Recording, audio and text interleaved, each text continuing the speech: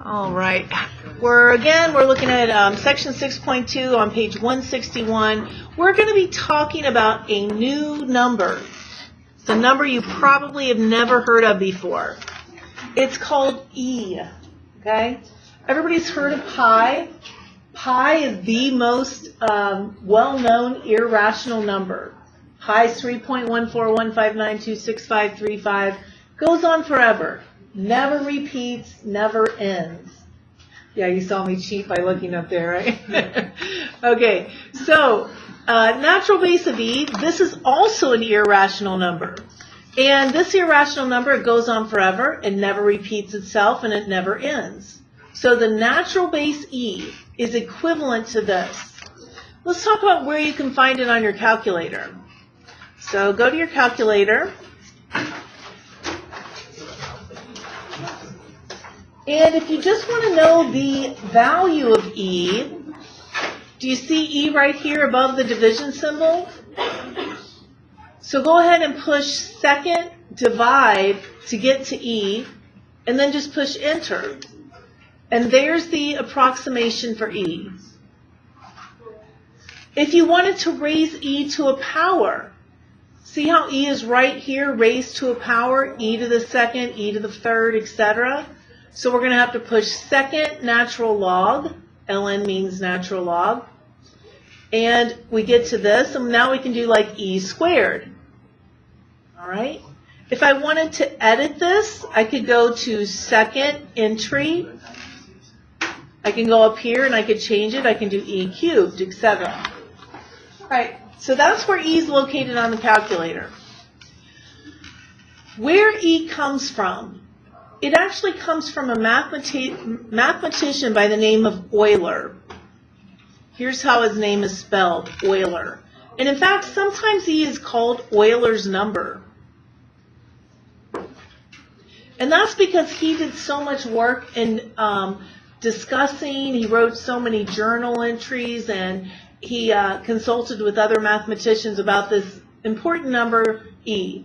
The reason it's important is because it has to do with continuous change, continuous exponential growth, or continuous exponential decay. If you have a radioactive isotope in nature, it's continuously decaying at a certain rate. When that situation happens, you have to use the number E in order to be able to work with that situation. If we have something that is continually growing, such as bacteria, or maybe we have an outbreak of a virus and it's continuously mutating, that's another case where you have to use this base of E.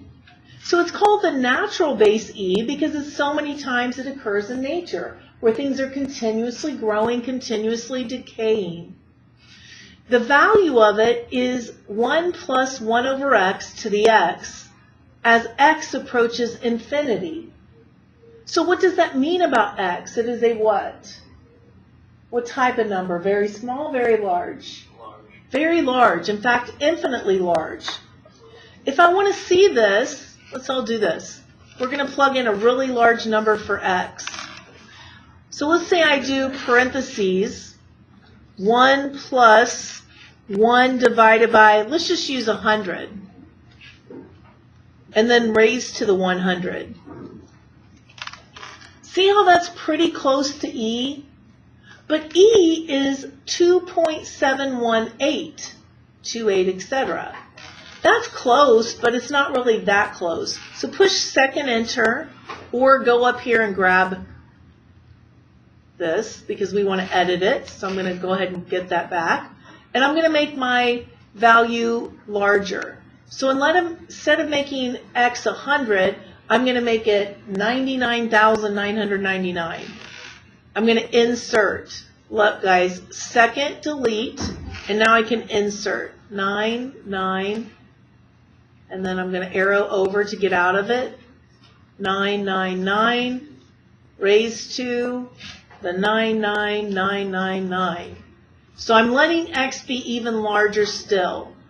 And now look at what the answer is. 2.718. See how that's getting closer and closer to that E value. That's where it comes from. All right. So let's look at some graphing with it. When we have a function in this form, y equals a e to the rt, this is called a natural base exponential function.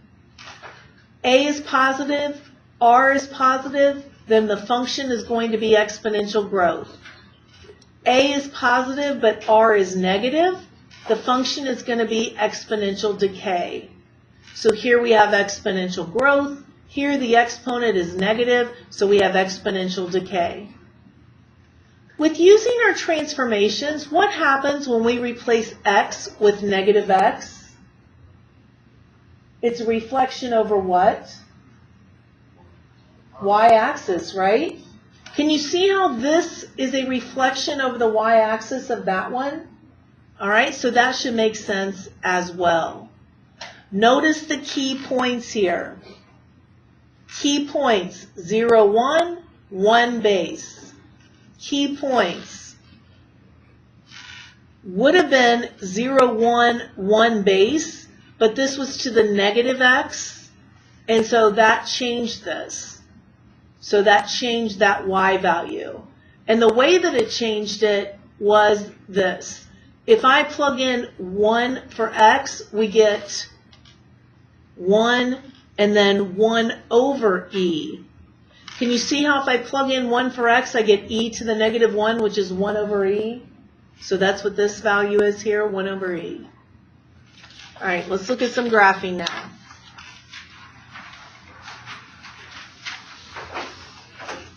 Actually, we'll do compound interest next. So, in last night's homework, you had compounded interest. However, it was compounded monthly, or it was compounded quarterly or yearly. Now we're talking about it being continuously compounded. When it's continuously compounded, this is our formula. PERT. A equals the original amount, e to the RT. In our warm-ups, we had this problem. We started with $5,000. Our interest rate was 3.5% interest. We were leaving it in for 4 years. And we were compounding it monthly. Well, now we're going to do the same problem, but we're going to compound it continuously. If it's compounded continuously, that means like every second of every day it's getting compounded. And we would have to use this formula. So my end amount, what's our beginning amount? What's our P, guys, for this situation? 5,000. So it's going to be 5,000 e to the r 0.035 times the time, 4. So we go to our calculator, and we're going to do 5,000, get that e to the x button down here, second e raised to the 0.035 times 4.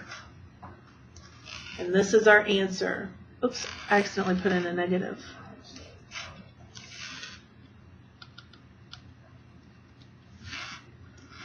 There we go.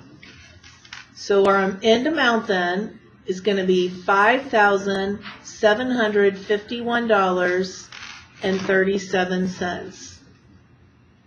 Do you remember when we had it compounded monthly, we got $5,750.20? So does this make a huge difference? Not at all. So you would rather go for a better interest rate rather than going for continuously having it compounded. That does not make a big difference. It's only a slight difference. All right. Now we're going to look at how we work with e's. A base of e works the same way as a base of x. What do we do when we're multiplying and our bases are alike? Add the exponent. So this is e cubed. On something like this, we have 25 over 35. What would that reduce to? 5 over 7. 5 over 7. And then we have e times e on the top, and then we have 7 of them on the bottom. So we know that anything divided by itself is 1. And so how many e's would we have left in the denominator? So it's 5 over 7 e to the 5th. Trying to stay away from negative exponents. All right, what about on this one? What am I going to have to do here? Do I just multiply the exponents? I also have to use the 2 because the 2 is a coefficient. It is not a base. Nothing changes with the base, but if this is a coefficient, it has to be 2 to the 5th and e to the negative 3x to the 5th. What's 2 to the 5th? 32. So we're going to have 32 e to the negative 15x times 2 e to the x plus 1. Well, 32 times 2 is 64. What do we do when we're multiplying and our bases are alike? What do we do with the exponents? Add them.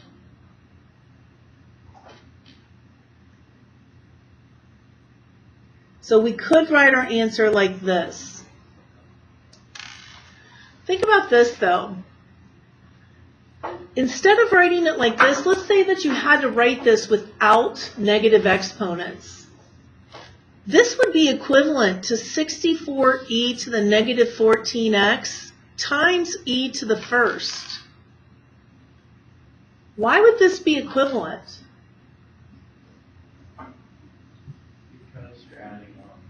Yeah, when our bases are alike, don't we add the exponents?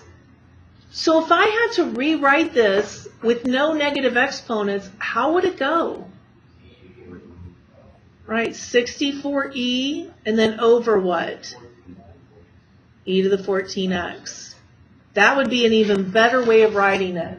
For our purposes, we would let you leave it this way, but in honors pre-calc, I think, pretty much they say no negative exponents, so you may have to be able to take it down to that.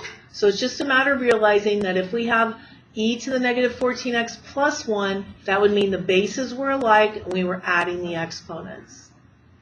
You guys try number 4. The only thing I don't get on that is wouldn't e to the first be 2.7 or something why would it?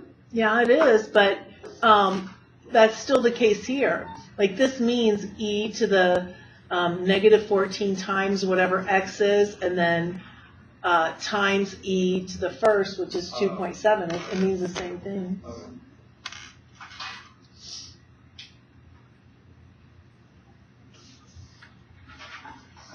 Clara, what'd you put on number 4? I agree. Everybody get that? All right. All right, let's go down here. All we're going to say is whether it's exponential growth or exponential decay. All right, so we're going to look back at what we did before, and you guys write down whether you think it's exponential growth or decay. Do it on your own, and then we'll check.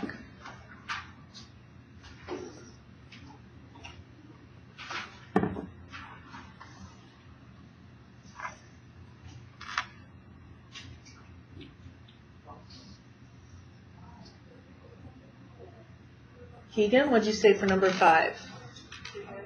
Prisha, do you agree? Yeah. Okay. Taylor, what did you say for number 6? No. And Alexis, do you agree? Tim, what did you say on number 7? Decay? No, growth. Growth? Which one? Growth. Anish, do you agree? I think so. How could we see if it's growth or not? Graph. You could graph it. I think I still have it in my calculator. Let's see. Nope.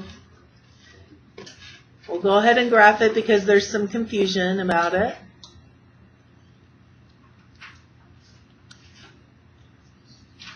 Yeah, it's growth. So it is growth. Oops, let me do a zoom 6 on that.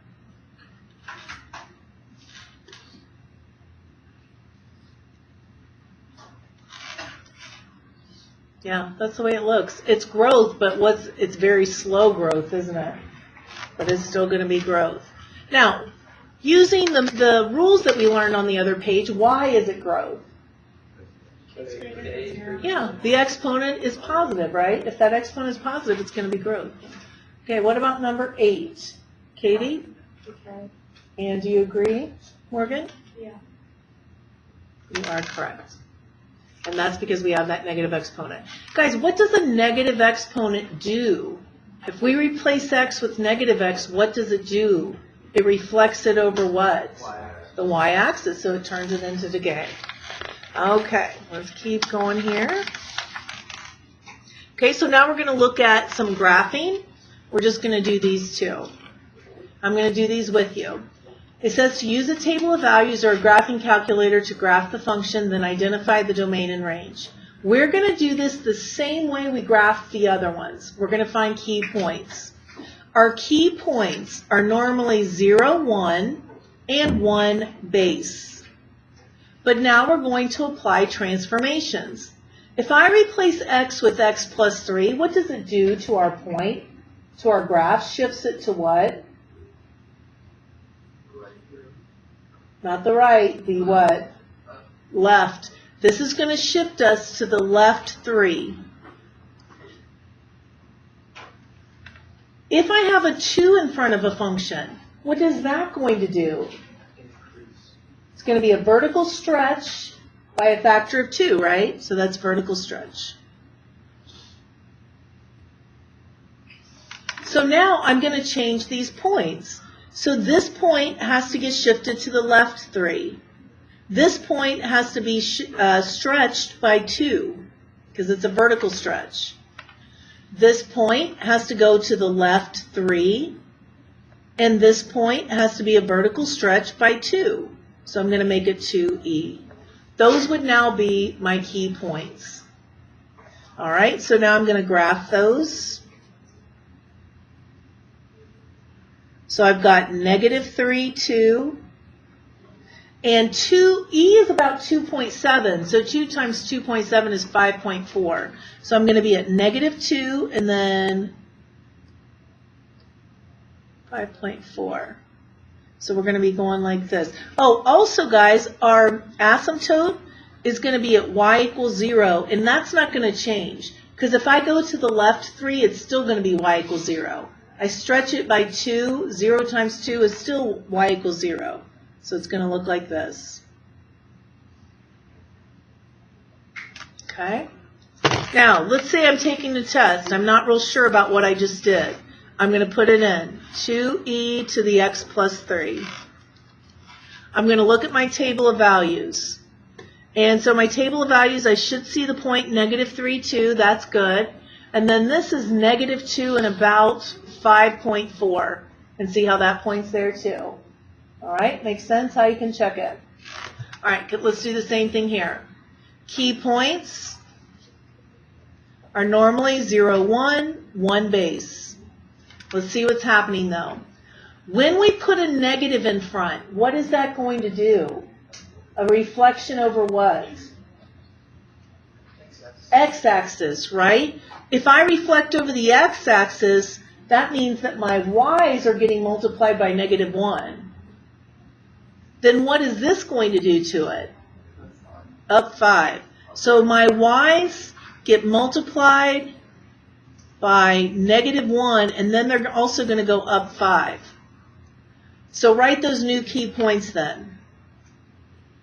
My x's don't change, but this has to get multiplied by -1, and then it has to go up 5. This y has to get multiplied by -1, and then it has to go up 5. So these are going to be my key points. Wait, why is it 0, 4 if you're going up 5 when it be 0, 6? Because you have to do this first. You have to multiply by -1 first and then go up 5. Okay, so let's check these and make sure that we did it in the correct order. So I'm going to put it in.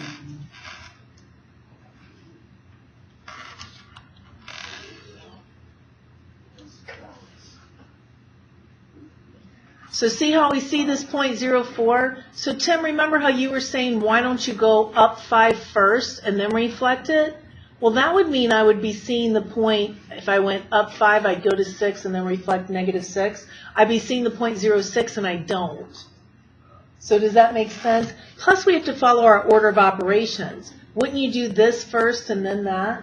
Yeah, I was just confused, like, because last time we didn't even, like, do the multiplication, but it's because it was, like, x plus 3 and the exponent. Yeah, because that means we would do this first. If we were plugging in a value for x, we would do this first. So we have to do the left 3 first.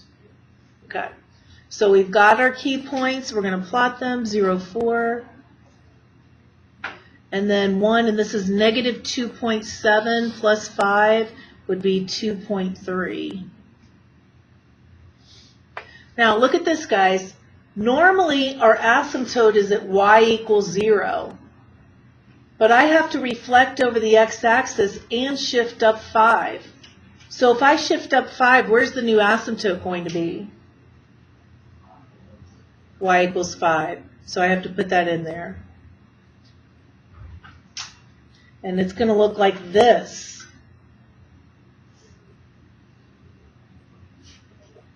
Why does it look like this? What happened to it that makes it look like that? It got reflected over the x-axis, right? So it now looks like that instead of looking the way it normally does. All right, a couple more here. I'm almost finished. The population of Evans City is currently 48,500 and is declining at a rate of 2.5% each year. You can model the population of Evans City by the equation P sub t equals P sub c e to the RT, where P sub c is the current population, P sub t is the population after t years, and R is the decimal rate of decline per year. Predict the population of Evans City after 25 years. This is the ending population. This is the current population. There's our rate. There's our time. So we want to know the population after, how many years? 25. So we call that P sub 25. The population at the end of 25 years. What's the current population? Right. And then E. Now, if it's a decline, I don't want to call it 0.025. I have to call that rate negative 0.025 because it's declining. And then the time is going to be 25 years. And so this is just a simple, just plug it in.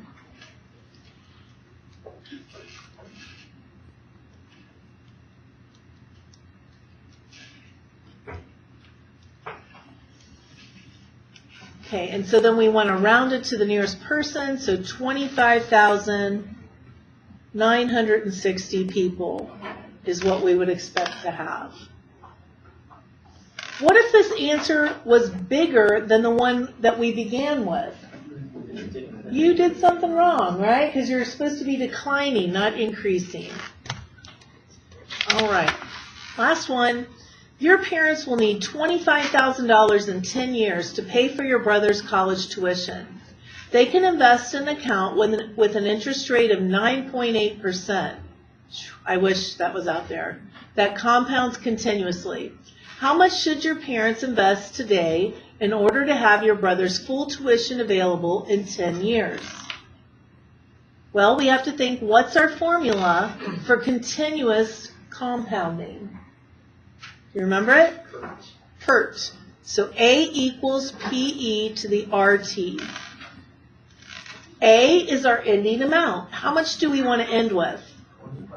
25,000. How much do we start with? How much do we start with? We don't know, do we? So I can call it X, I can call it P. I'm just going to keep it P for principal. E to the, what's our interest rate? 9.8, so we're going to make it 0.098. And then we look for the time, 10. How do we solve a problem like this for this principal? We try to get it alone, right? So how would I get it alone? By doing e to the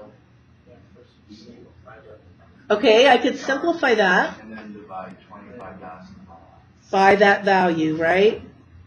Couldn't I just do it all in one step? I see what you guys are saying, but I could just do 25,000 divided by this number without even simplifying it first.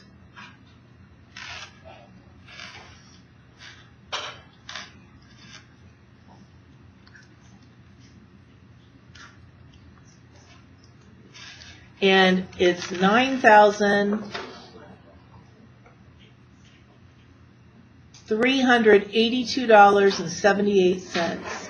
That's going to be the amount they would have to invest to make that happen. You know, somebody in my last class, they actually did the problem wrong, but they got the answer right. Here's what they did. They said they just did 25,000 and they did e to the negative 0.098 times 10. And that's because they looked at the last problem and they saw we did a negative here, so they did a negative here. Why would they still get the correct answer doing it the wrong way? Because dividing it is the same as negative x squared. Right. Wouldn't this be the same thing as 1 over e to the 0.09? You see why that would end up getting you the same answer? Because that negative would take it to the denominator. Okay, guys, that's it for today.